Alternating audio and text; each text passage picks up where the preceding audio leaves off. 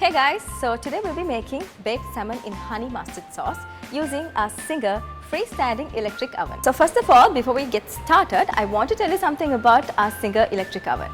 It's very user-friendly and it's spacious, and also all these burners are made in Italy, so that quality is just the best. Alright, so now we're going to get the honey mustard sauce ready by combining the mayonnaise, honey, Dijon mustard and the chives.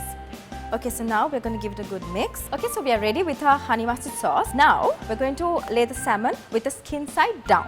Okay, so now I'm going to pour half of the honey mustard sauce all over the fish, and also make sure that you reserve the remaining half because we are going to need it later. Okay, so finally we're going to add a little bit of salt and pepper.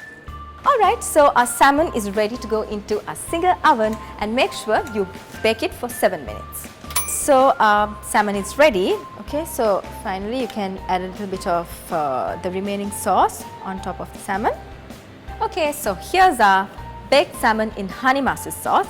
You can add a little bit of salt and pepper as you prefer, and serve it with a salad.